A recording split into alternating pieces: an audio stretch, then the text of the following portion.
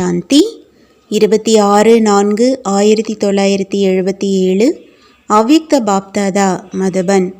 வாணியின் தலைப்பு சுதந்திரம் பிராமணர்களின் பிறப்புரிமை ஆகும். சப்தத்திலிருந்து விலகியிருக்கும் நிலை பிடித்திருக்கிறதா அல்லது சப்தத்தில் வரும் நிலை பிடித்திருக்கிறதா? மாஸ்டர், அனைத்து சக்திகளும் நிறைந்த அதிகாரி என்ற இந்த உயர்ந்த நிலையில் நிலைத்திருக்கிறீர்களா? சப்தத்திலிருந்து விலகிய நிலையில் நிலைத்திருக்க முடியுமா? சர்வசக்திவானின் ஒவ்வொரு டைரக்ஷனை நடைமுறையில் கொண்டு வருவதற்கான தைரியம் வைப்பதில் பயிற்சியாகிவிட்டதா? வீணான எண்ணங்களை ஒரு நொடியில் நிறுத்துங்கள் என்று பாப்தாதா டைரக்ஷன் கொடுக்கிறார் என்றால் அதை செய்ய முடியுமா?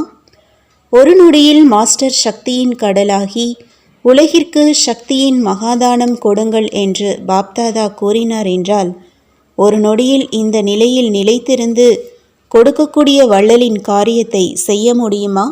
டைரக்ஷன் கிடைத்த உடனேயே மாஸ்டர் சர்வசக்திவானாகி உலகிற்கு சக்திகளின் தானத்தை கொடுக்க முடியுமா? அந்த மாதிரி எவரடியாக இருக்கிறீர்களா?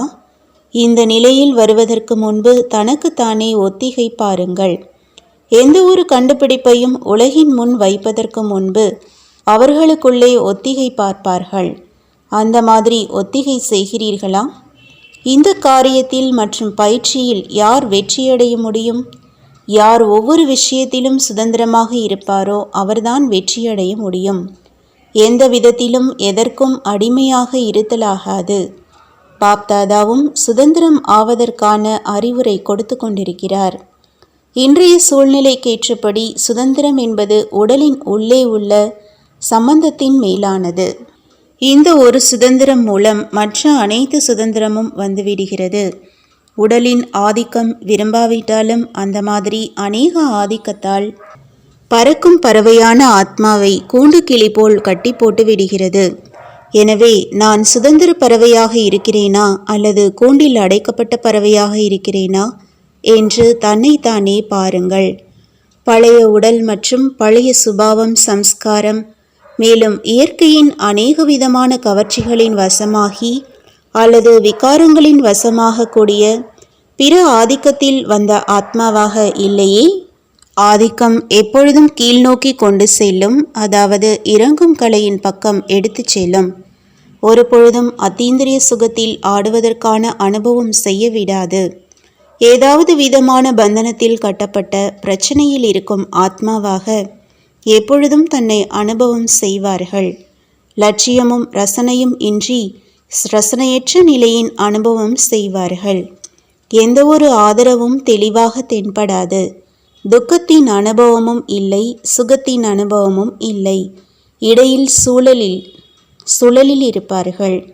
ஏதாவது அடைய வேண்டும், அனுபவம் செய்ய வேண்டும், வேண்டும் வேண்டும் என்பதில் லட்சியத்திலிருந்து தன்னை எப்பொழுதும் தூரமாக அனுபவம் செய்வார்கள்.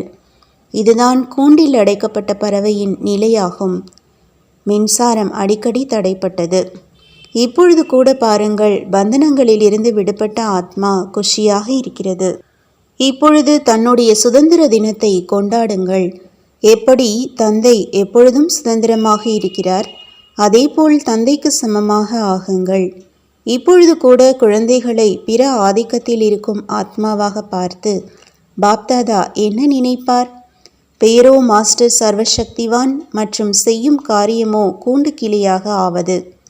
யார் தன்னைத்தானே சுதந்திரமாக ஆக்க முடியாமல் அவரே தன்னுடைய பலகீனங்களில் விழுந்து கொண்டே இருக்கிறார் என்றால் அவர் உலக மாற்றம் செய்பவராக எப்படி ஆவார்?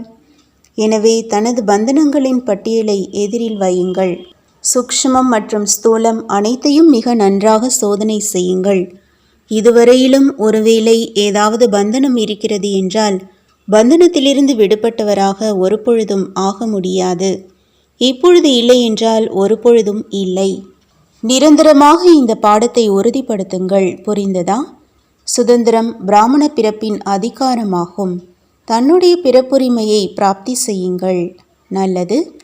தந்தைக்கு சமமாக எப்பொழுதும் சுதந்திரமாக இருக்கும் ஆத்மாக்களுக்கு அனைத்து பிராப்திகளின் அதிகாரி, இயற்கை மற்றும் மாயாவை அடிமையாக்கக்கூடிய, எப்பொழுதும் அத்தீந்திரிய சுகத்தின் ஊஞ்சலில் ஆடக்கூடிய அந்த மாதிரி மாஸ்டர் சுகக்கடல் குழந்தைகளுக்கு பாப்தாதாவின் அன்பு நினைவுகள் மற்றும் நமஸ்காரம். தீதி அவர்களுடன் சந்திப்பு. நீங்கள் அனைத்து விசேஷ ஆத்மாக்கள் பாப்தாதாவின் காரியத்தில் சகயோகிகளாக இருக்கிறீர்கள். சகயோகத்தின் பலனாக விசேஷமாக அனைத்து மற்றும் சகஜ பிராப்திகள் ஏற்படுகின்றன. யார் எவ்வளவு காலம் அனைத்து விதங்களில் சகயோகியாக ஆகிறாரோ அதன் பிரத்யக்ஷ பலனாக அவருக்கு அனைத்து பிராப்திகளின் அனுபவம் சகஜமாக ஏற்படுகிறது. யார் அவ்வப்பொழுது தந்தையின் சகயோகியாக ஆகின்றார் அவருக்கு தந்தையும் பிரதிபலனாக உதவி செய்கிறார். ஒரு தைரியம் நிறைந்த எண்ணம் குழந்தைகளுடையது மற்றும் 1000 உயர்ந்த எண்ணத்தின் சகயோகம் தந்தையினுடையது. அந்த மாதிரி சகயோகம் தேவையான நேரத்தில் கொடுத்து கொண்டே இருக்கின்றார். குழந்தைகள் நினைத்தார்கள் மற்றும் தந்தையின் சகயோகத்தோடு நடந்தது. இதுதான் விசேஷ ஆத்மாக்களுக்கு சகயோகியாவதின் பிரத்யக்ஷ பலனாகும். பிரத்யக்ஷ பலனை பிராப்தி செய்யும் ஆத்மா ஒரு பொழுதும் கடினத்தை அனுபவம் செய்யாது. இப்பொழுது செய்ததை மீண்டும் செய்து கொண்டிருக்கிறோம் என்று அவ்வளவு சுலபமாக அனுபவமாகும். சென்ற கல்பத்தினுடையது என்றில்லாமல் இப்பொழுது நடந்ததை மீண்டும் இப்பொழுதே திரும்பி செய்து கொண்டிருக்கிறோம் என்று அனுபவம் செய்வார்கள். சென்ற கல்பத்தின் விஷயத்தை கூட யோசிக்க வேண்டியதாக இருக்கும், நினைவில் கொண்டு வர வேண்டியதாக இருக்கும். ஆனால் இது இப்பொழுதிற்கானது. புத்தியில் இதன் சுமை வராது. செய்ய வேண்டும், எப்படி நடக்கும் என்ற சுமையும் இருக்காது. இப்பொழுது செய்தோம், மேலும் இப்பொழுதே மீண்டும் செய்ய வேண்டும். அந்த மாதிரி பிரத்யக்ஷ பலன் பிராப்தியாகும். அப்படி பிரத்யக்ஷ பலன் என்ற பழத்தை அருந்துபவர்கள்தானே நீங்கள்? அல்லது எதிர்காலத்தின் ஆதாரத்தில் யோசித்து கொண்டிருக்கிறீர்களா? எதிர்காலமோ இருக்கவே செய்கிறது. ஆனால் எதிர்காலத்தை விட உயர்ந்தது பிரத்யக்ஷ பலனாகும். உடனடியை விட்டுவிட்டு எதிர்காலத்தின் காத்திருத்தலில் இருக்காத இப்பொழுது தந்தையின் குழந்தையானீர்கள். மேலும் இப்பொழுதே கிடைத்தது. தந்தையினிடமிருந்து தூரமாக இருக்கும் ஆத்மாக்கள் எதிர்காலம், அதாவது தூரத்தின் விஷயத்தை யோசிப்பார்கள். நெருக்கமாக இருக்கும் ஆத்மாக்கள் எப்பொழுதும் உடனடி பலனை அனுபவம் செய்வார்கள். ஒன்றிற்கு 1,00,000 மடங்கு ரூபத்தில் அனுபவம் செய்வார்கள். அந்த மாதிரி ஆகிறது தான் இல்லையா? நடந்து கொண்டிருக்கிறோம் என்றல்ல, ஆனால் யாரோ நடக்க செய்து கொண்டிருக்கிறார். தன்னுடைய மடியில் அமர வைத்து நடக்க செய்து கொண்டிருக்கிறார் என்றால் கடினமாகுமா? எப்படி குழந்தை ஒருவேளை தந்தையின் மடியில் அமர்ந்து சுற்றுகிறார் என்றால் அவருக்கு ஒரு பொழுதும் களைப்பு ஏற்படாது, மகிழ்ச்சி வரும். தனது கால்களால் நடக்கிறார் என்றால் களைப்பு இருக்கும். அளவும் செய்வார், கதறவும் செய்வார். இதுவோ நடக்கச் செய்விப்பவர் தந்தை, நடக்க செய்வித்து கொண்டிருக்கிறார். தந்தையின் மடியில் அமர்ந்து சென்று கொண்டிருக்கிறோம். எவ்வளவு அதீந்திரிய சுகம் மற்றும் ஆனந்தத்தின் அனுபவம் ஏற்படுகிறது. கொஞ்சம் கூட உழைப்பின் மற்றும் கடினத்தின் அனுபவம் இல்லை. பிராப்தி இருக்கிறதா அல்லது கடின உழைப்பு இருக்கிறதா? சங்கமயுகத்தில் எப்பொழுதும் துணைவர்களாக ஆகும் ஆத்மாக்களுக்கு கடின உழைப்பு என்றால் என்ன என்பதின் அறியாத நிலை இருக்கிறது. அந்த மாதிரி கடின உழைப்பு என்றால் என்னவென்று தெரியாதவர்கள் மிக குறைந்தவர்கள்தான் இருப்பார்கள். இதுதான் கடைசி நிலையின் அடையாளமாகும். அதன் அருகில் வந்து கொண்டிருக்கிறோம். முயற்சி செய்வது கூட ஒரு இயற்கையான காரியமாகிவிட வேண்டும். எப்படி மற்ற காரியங்கள் எழுவது, அமர்வது, செல்வது, தூங்குவது இயற்கையான காரியமாக இருக்கிறதோ, அதேபோல் தன்னை சம்பன்னமாக ஆக்கும் முயற்சியும் இயற்கையான காரியமாக அனுபவமாக வேண்டும். அப்பொழுதுதான் இந்த இயற்கையை, அதாவது தத்துவங்களை மாற்றம் செய்ய முடியும். இப்பொழுதோ அந்த சேவை இன்னும் செய்ய வேண்டி இருக்கிறது. இப்பொழுது அனைவரையும் கடைசி தேர்வுக்காக தயார் செய்வதற்காக நீங்கள் அனைவரும் சென்று கொண்டிருக்கிறீர்கள்.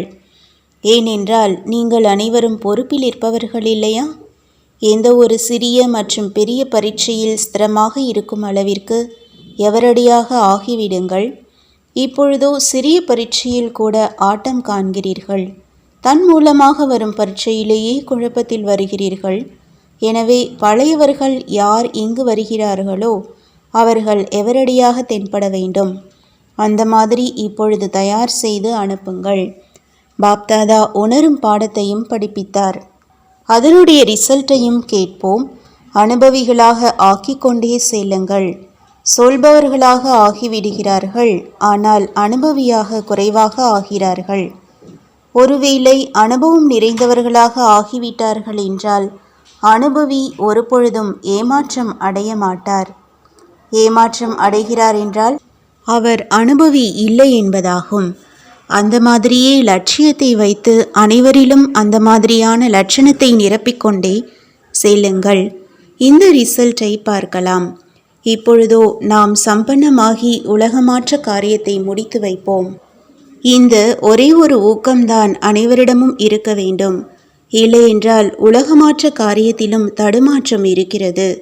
இந்த நேரம் மேகத்தை நிரப்புகிறார்கள், கொஞ்சம் மழையாக பொழிகிறார்கள், பிறகு கலைந்து சென்று விடுகிறார்கள்.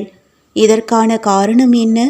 ஸ்தாபனை செய்யக்கூடிய உலக மாற்றம் செய்பவர்களே ஆடிக்கொண்டிருக்கிறார்கள். தன்னுடைய லட்சியத்திலிருந்து கலைந்து சென்று விடுகிறார்கள் என்றால் மாற்றத்தின் மேகங்களும் கலைந்து சென்று விடுகின்றன. இடி முழங்குகிறது, ஆனால் மழை பெய்வதில்லை. நல்லது. तो बच्चों को तो सर्विस करनी है. जो बाबा कहते हैं सबको ये बताओ कि देखो तुम्हारा एम एंड ऑब्जेक्ट ये है. एक गीता है बगैर ये राजयोग है ना. बच्चे कैसे है राजयोग? बिल्कुल सहज है कि बाप को याद करो तो ये वैसा मिलेगा तुमको. ओम शांति.